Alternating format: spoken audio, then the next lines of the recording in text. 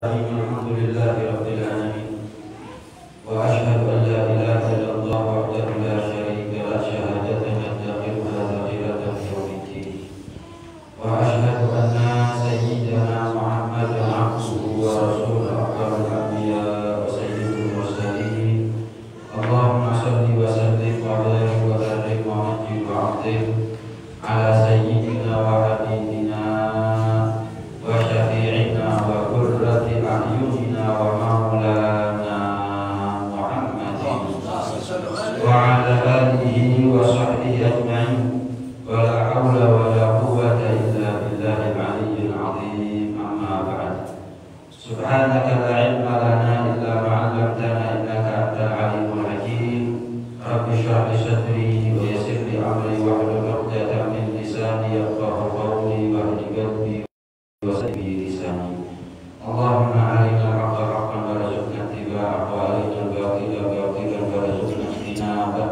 Waj'alna minal ladzina yastami'una al-qawla fayattabi'una ahsanah. Nawaitu ta'allum wa ta'lim wa tadhakkur wa tadhkirun wa al-ittifaq wal ifadah wal istifadah wal hatta 'ala tamassuki fi kitabillah wa sunnati rasulih wa du'a ila al-huda wa dalalata 'ala al-khair ihtira'a wajhillahi wa mardatihi wa qurbihi wa ridwanihi subhanahu wa ta'ala. Wa sallallahu ala sayyidina Muhammad wa alihi wa sahbihi wasallam. Alhamdulillahi rabbil alamin. Assalamualaikum warahmatullahi wabarakatuh. Alhamdulillah, alhamdulillah. Senantiasa kita banyak bersyukur kepada Allah Subhanahu wa taala atas segala limpah nikmat, anugerah dan karunia yang telah Allah berikan kepada kita semuanya. Mudah-mudahan nikmat zahir Allah sempurnakan dengan nikmat batin, nikmat dunia Allah sempurnakan dengan nikmat akhirat, nikmat panjang umur sehat afiat Allah sempurnakan dengan akhir husnul khatimah. Amin ya rabbal alamin. Melanjutkan pengajian kitab Mukhtarul Ahadits karya Habib Umar bin Muhammad bin Salim bin Habib hafizahullah ta'ala wa ra'ah. Masih dalam hadis ke-6, bagaimana qala Rasulullah sallallahu alaihi wa alihi wasallam. Rasulullah sallallahu alaihi wasallam pernah bersabda, "Birru aba'akum tabarrukum abna'akum."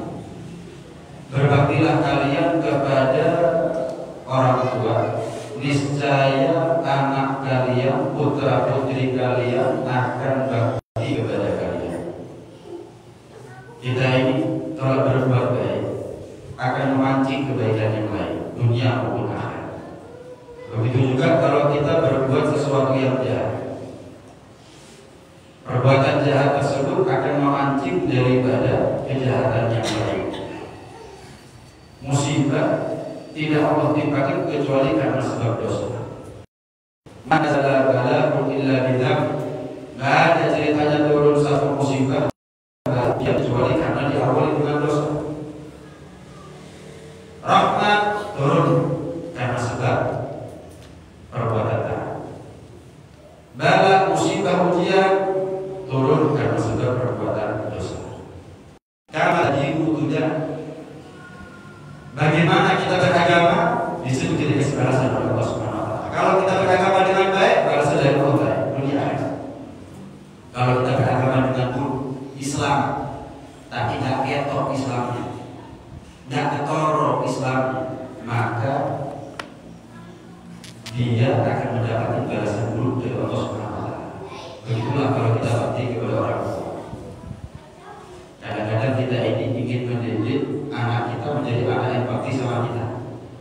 Kita sekolahkan, kita pintarkan, kita ngajikan, masuk ke pondok, masuk ke madrasah, kita rezeki yang halal. Tapi jangan lupa, selagi kita punya orang tua, wajib untuk bakti kepada mereka. Itu adalah salah satu cara paling tepat agar anak kita bakti kepada kita. Kalau kita ajar ilmu agama kepada anak kita didik mereka dengan didikan Islami, tapi kita gagal menjadi anak yang berbakti kepada orang tua, maka otomatis anak kita cepat atau lambat juga akan gagal untuk menjadi anak yang berbakti kepada kita. Cara paling jitu, cara yang paling tepat buat kita untuk memiliki anak yang bakti kepada kita, baktilah ibu, kita sebagai anak kepada orang tua kita masing-masing. Baik di masa hidup mereka maupun di masa wafat mereka, dan beristighfarnya kita kepada orang tua dengan doanya kita untuk berbagi orang tua di alam barzakh sampai di hari kiamat. Ini sudah kita bahas. Sekarang yang kita bahas adalah lanjutan daripada hadis ke-6. Rasulullah SAW bersabda, wa'ifu ta'ifu nisa. Jadilah kalian orang yang afif. Para laki-laki, jadilah kalian ini orang yang afif. Apa orang yang afif? Orang yang bisa menjauh dari kemaksiatan. Niscaya kaum wanita dari kalangan kalian, istri kalian, anak perempuan kalian, kakak adik perempuan kalian akan juga menjadi perempuan-perempuan yang afifah. Kalau kita sebagai laki-laki bisa menjadi orang yang baik, maka otomatis kaum wanita yang ada di dekat kita juga akan menjadi orang baik. Intinya bukan hanya laki-laki yang dituntut untuk menjauh dari kemaksiatan, kaum wanita pun juga dituntut untuk menjauh dari kemaksiatan.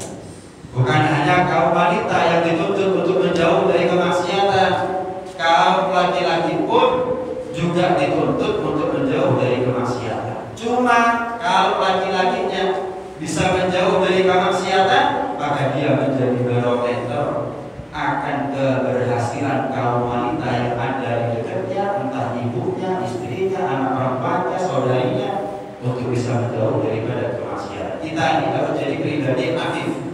Insya Allah kalau kita perempuan juga akan menjadi pribadi yang afif. Orang ukurnya ada di laki-laki. Tapi kalau ukurnya di laki-laki, pokoknya ada apa-apa berarti yang salah lagi. Ya, contoh, sebagaimana kaum wanita diperintah untuk menjaga aurat, laki-laki juga diperintah untuk jaga pandangan. Sebagaimana kaum laki-laki diperintah untuk jaga pandangan, kaum wanita juga diperintah untuk jaga aurat, tutup auratnya. Sama-sama wajibnya, sama-sama wajibnya. Nggak bisa kaum wanita hanya menyalahkan kaum laki-laki. Sampai kadang-kadang baru-baru ini saya baca di satu status media sosial, pakaian yang mana, kata seorang wanita, yang bisa menutupi pikiran kotornya laki-laki. Serta tutup apapun pakaian wanita nggak akan bisa menutupi daripada pikiran kotornya laki-laki. Ini orang kalau mau menjaga pikirannya benar. Iya. Yang salah tadi laki, pikirannya kotor terus.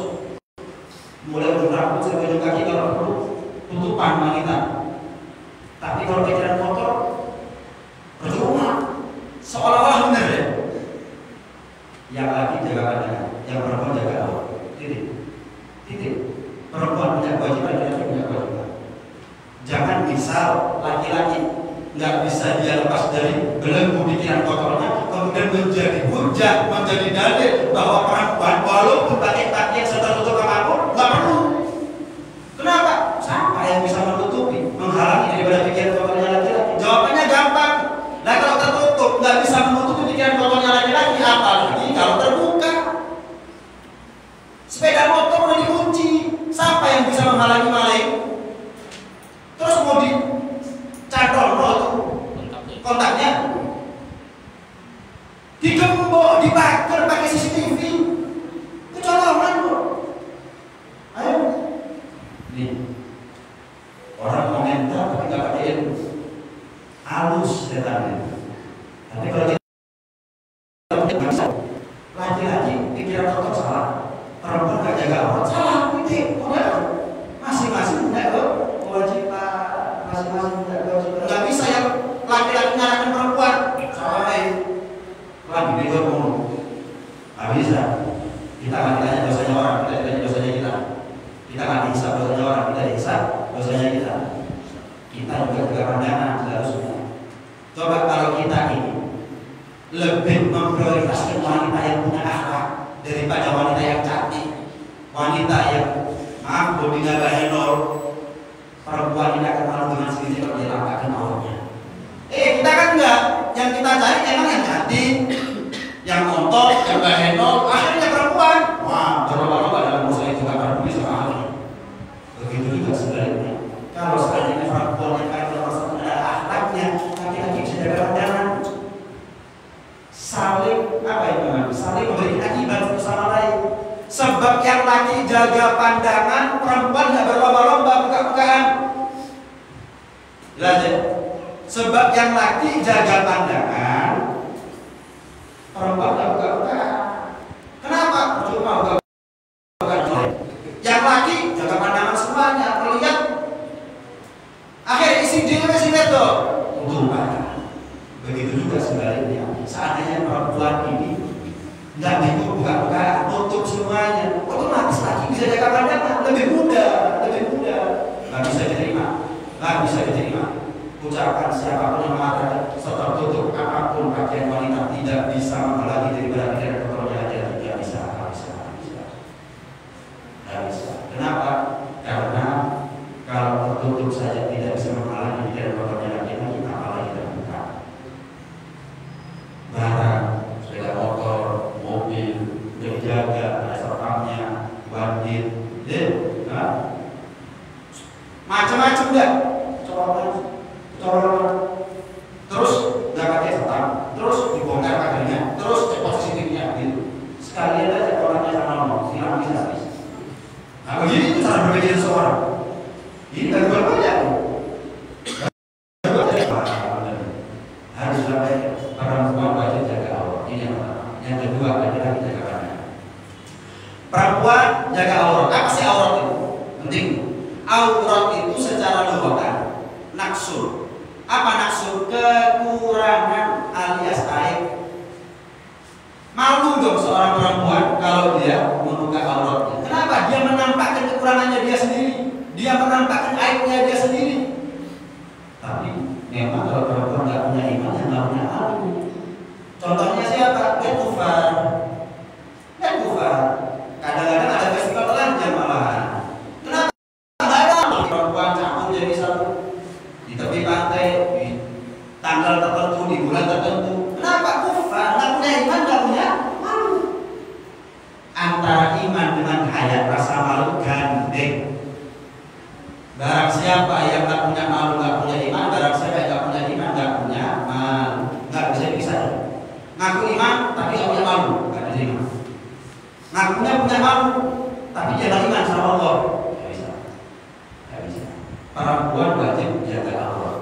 Dan jangan pernah kita setuju dengan orang yang mengatakan bahwa menjaga aurat itu budaya Arab, berjilbab budaya Arab, bercadar budaya Arab. Jangan setuju. Budaya Arab yang asli wanita di zaman jahiliyah itu adalah telanjang.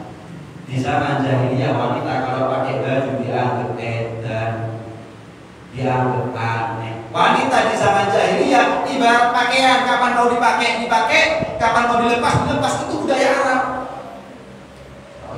Yang kedua, anggap sudah budaya, anggap berjilbab budaya, bercadar budaya, anggap bisa kita belajar. Tapi kalau sudah diadopsi sebagai atau pakaian sebagai budaya, apakah budaya lebih utama daripada syariat?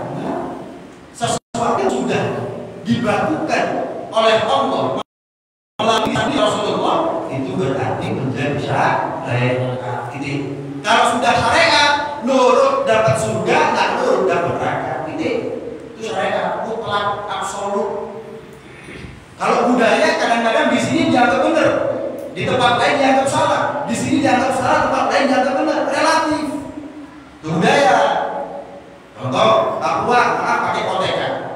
Coba orang Jawa pakai koteka ini. Coba orang Sumatera pakai koteka. Orang Kalimantan lain, tapi di Papua dia jelas ya. Budaya relatif. Ada benernya, ada salahnya, ada yang mengiyakan, ada yang menolak. Tapi kalau saya relevan, kalau saya absolut putra bener ya bener, salah ya salah, dimanapun kakak boleh.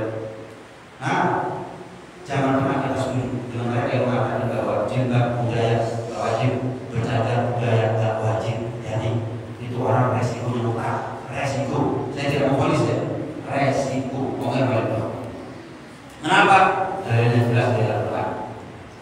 Bagaimana Allah Subhanahu wa taala berfirman, "Ya ayyuhan nabi, qul li azwajika wa banatika wa nisa'il mu'minin yudnina 'alaihinna min jalabibihin." Ya Rasulullah, wahai seorang nabi, yang dipanggil adalah Nabi Muhammad SAW, sampaikan kepada istri-istri, sampaikan kepada putri-putri, sampaikan kepada istri atau kaum wanita dari kalangan mukminin, yudnina 'alaihinna, mereka menjulurkan jilbabnya ada di atas tubuh. Ini ayat kalau kita bentur dengan pendapat bahwa menutup aurat dan wajib karena itu budaya, ketemunya di mana? Benang merahnya ketemu nggak kira-kira? Ketemu kira-kira?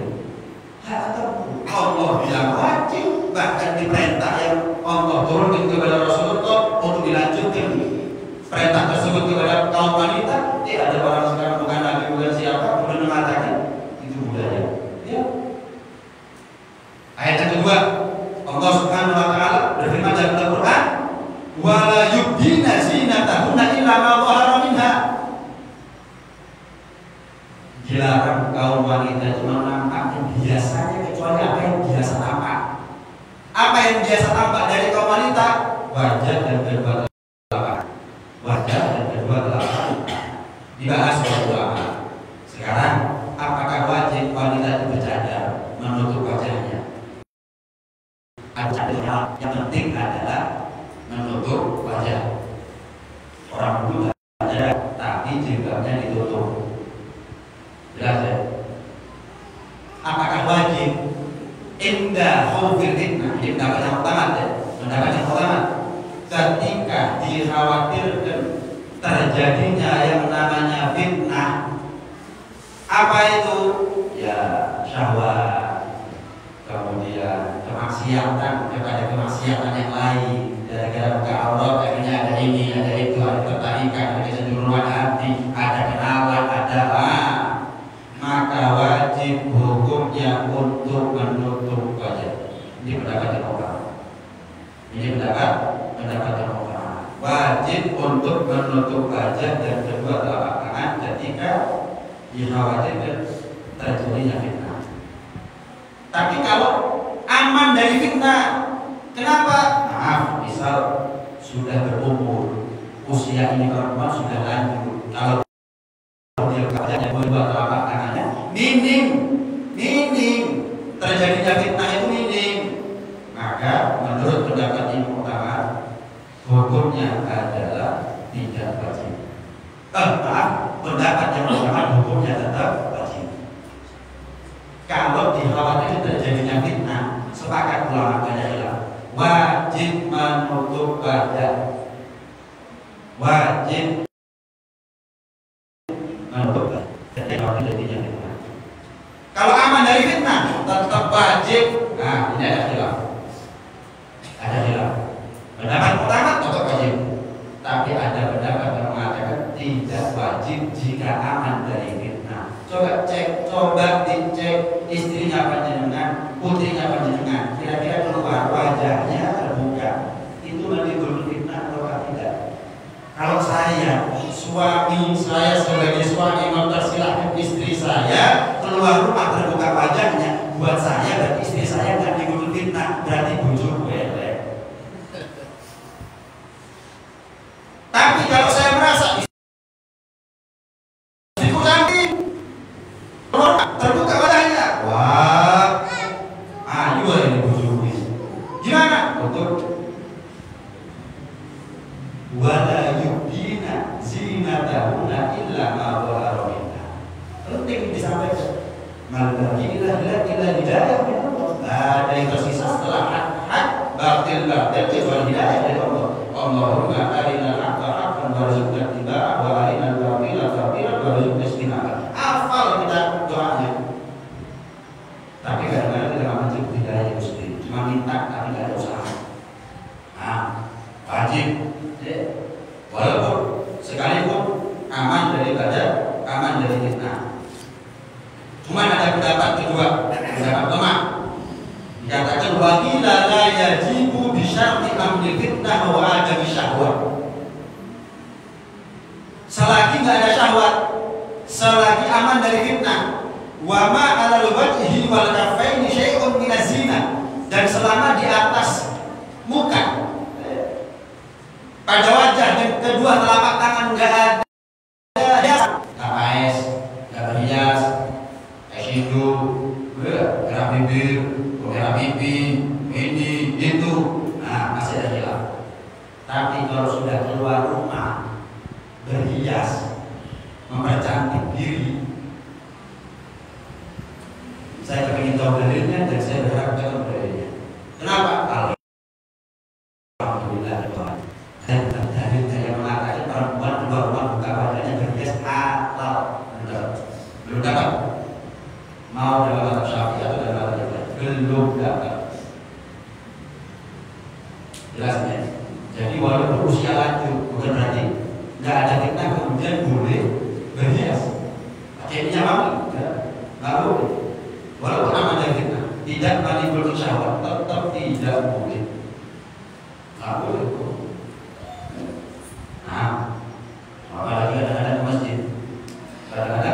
masjid, bawahannya dipakai, atasnya digantung lagi. Akhirnya rambutnya kelihatan. Mau apa maksudnya? Mau apa maksudnya? Nggak jelas. Rambutnya kelihatan. Kawan pakai kerudung masih. Kadang-kadang dicencing mukenanya. Kemudian betisnya kelihatan. Apa ya? Nih, Imam Ja'far As-Shadiq mengatakan tidak ada musuh yang paling musuh lagi daripada Tuhan. Kenapa? Walaupun aku saya mau sholat kok, iya, bukan masalah sholatnya. Berangkat dari rumah menuju masjid itu juga ada aturan. Walaupun ke masjid, walaupun sholat, bukan nggak pakai aturan, Penting buat kita ini, Ya memang kadang-kadang nasihat itu seperti obat nyerah. Kalau pas kita yang luka ya sakit. Kalau kita yang nggak luka, ditetesi obat nyerah nggak sakit apa-apa. Tapi kalau pas luka ya sakit. Tapi tujuannya untuk menyembuhkan. Kalau bagi obat merah, borok, infeksi, nanti diamputasi bahaya. Itu tujuannya obat nyerah. Mengantisipasi sedini mungkin dikasih obat nyerah jaga infeksi, tidak ada menular dan seterusnya. Dalam kitab Juri dikatakan wala ba'sa bi taqlid kita, tidak apa sih kita kalau ikut pendapat yang kedua yang mengatakan ketika aman dari fitnah, tidak menimbulkan syahwat, kemudian tidak menampakkan hiasannya dan seterusnya, nggak pakai minyak wangi, nggak paes, nggak berhias, kita ikut pendapat yang kedua, apa sih? Saya ingat syaratnya aman dari fitnah, tidak menimbulkan syahwat dan tidak menampakkan hiasannya, termasuk minyak wangi seterusnya. Sengaja saya bawa biar dengan paham. Tidak ada penghargaan kapan dengan jabat itu kecuali nama. Itu bentuk apresiasi atas Anda didekati oleh Allah kepada iman. Itu adalah bentuk syukur yang paling hebat kepada Allah atas kita dipahamkan akan ilmu agama. Dari kata jadi berarti. Caranya syukur gimana? Setelah kita dibuat ngerti oleh Allah, amal. Ini perempuan ini ibarat ratu sebetulnya. Ini nggak sadar. Perempuan dalam syariat ini diperlakukan seperti ratu. Ratu gimana? Ratu itu kebutuhannya dicukupi. Nah, istri itu kebutuhannya dicukupi oleh suami. Ratu nggak boleh berdiri. Dalam Islam, ya suami yang cari uang, istri di rumah aja. Hijab terbaik buat perempuan itu adalah tembok rumahnya. Itu hijab terbaik. Orang dulu nggak ada yang cadaran, cuma nggak pernah keluar rumah. Kalau perempuan sekarang cadaran tadi keluyuran. Tapi tetap bukan orang cadaran, itu salah sih. Soalnya nggak cadaran keluyuran. Tetap sabar, jangan nyalakan cadarnya. Ya boleh. Kok nyalakan cadar? Kadang-kadang ada orang yang terlaluan gitu. Tuh cadar, mall. Kalau kompor sekali 2 kali nggak apa-apa. Pasar, kalau sekali 2 kali memang aja, nggak apa-apa ya bendino. Lain kalau memang dia kerja, yes. single parent, mungkin suaminya meninggal atau mungkin cerai dan seterusnya, dia terpaksa. Yang lain pembahasan secara umum lah, secara umum yang bercadar yang ada. Jadi yang bukan cara bercadanya, kalau bercadar pakai adab, boleh hati-hati. Hati-hati, jangan berlebihan dalam mengukus orang. Contoh, apa yang cingkrang itu habis, apa yang jenggotan itu habis. Kenapa boleh orang ngomong jenggot itu habis? Nggak boleh kan? Bukan dari penampilan sama, cadar tapi nggak boleh. Salah kan? Cukup menyalahkan orang itu proporsional gitu. Pas, jangan berlebihan dengan berat. Itu pun karena dosa orang tidak ditanya, dosanya kita sebetulnya. Perempuan lebih baik di rumah. Ratu gimana? Masuk ratu di rumah. Ratu di rumah. Hijab terbaik perempuan terbaik buat rumah. Rumah itu bagi istri itu adalah surga dunia. Wes, tidak usah keluar rumah untuk cari surga istri itu. Anak perempuan tidak usah keluar rumah untuk cari surga. Rumahnya dia ada surganya dia. Isok rumah oma berarti dia sudah merawat surganya. Itu istri. Cukup sudah. Bukan enak ya? Kalau rumahnya ukurannya 200 meter persegi, bukan enteng berarti. Cuma rumah 200 meter persegi, dapatnya surga sejauh mata memandang itu adalah surga. Bukan enak. Belum lagi bisa dikasih pembantu. Belum lagi kalau dia punya anak perempuan 2, 3, masih ngewangi. Ratu gimana? Ratu itu pakaiannya beda sama rakyat biasa. Lemper itu dibungkus. Lalu seorang perempuan si menang lemper dibungkus. Lemper itu dibungkus biar agak dirobong. Lalu kapannya udah lemper. Gak dirobong laler, kapan dirobong laler? Gak awet iler. Ya nganggur kan? Jemek. Siapa yang mau makan? Sama perempuan kalau nggak dibungkus yang deket pria laler, gak suwe jemek. Tapi kok sadar tapi berdosa. Ayo sama. Sadar kan diberdosa. Ini kita sadar bisa. Yo, iku kan sepeda motor dikunci kan. Yuk kembali kan terus sepeda motor nih. Canggol kotak ini. Ini cara pikir apa? Jelas. Apa namanya? Ya, betul yang menjaga soal mengatakan. Gak ada musuh daripada musuhnya itu cukup benar. Orang kalau bodoh, apa yang terucap jadi bisa dijaga benar. Seharusnya akalnya kita, maksudnya kita untuk ibadah ibadah. Oh, apa yang diambil benar oleh ibadah saya, apa yang diambil salah. Seharusnya begitu. Agama Islam apalagi kita seperti ratu lebih sering di sana sama perempuan, bahkan untuk sholat lebih afdal ada di rumah. Tapi nggak boleh dilarang perempuan pergi ke masjid. Tapi dengan cara, dengan syariat, dengan adab, dengan aturan. Tapi untuk yang paling afdal nggak ada sholat bagi kaum wanita kecuali ada di rumah, di teras rumah sama di dalam rumah. Di dalam rumah lebih afdal. Di dalam rumah sama di kamar lebih afdal. Kalau di dalam kamar ada kamar lagi lebih sempit, tapi di dalam kamar yang sempit lebih afdal daripada di dalam kamar. Dan tidak ada derajat posisi seorang wanita yang paling dekat dengan Tuhan kecuali fika alibaitnya, ketika dia ada di tengah-tengah rumah. Itu ada derajat wanita yang paling dekat dengan Allah Subhanahu wa Ta'ala. Dan kalau perempuan pergi ke masjid, boleh untuk sholat yang dicari apa? Kalau ternyata dia meninggal apa yang jadi afdal? Kalau ternyata dia meninggal apa yang jadi afdal? Makanya jangan heran kalau melihat syarifah para syarif dari masjid. Jangan heran ya. Kalau melihat istri-istrinya ulama, kiai, nggak ada yang ke masjid. Kalau ke masjid, lingkungan sebutnya keluarga, bukan masjid di luar pondok. Enggak, sebutnya di pondok. Kenapa? Mereka tahu ada yang afdal. Nggak ada. Kabarnya dulu istrinya di masjid ada. Sepanjang ada kita masjid di Hadramut nggak ada tempat khusus untuk perempuan, tempat khusus perempuan seperti di sini tempat khusus nggak ada. Kenapa? Bukan itu mereka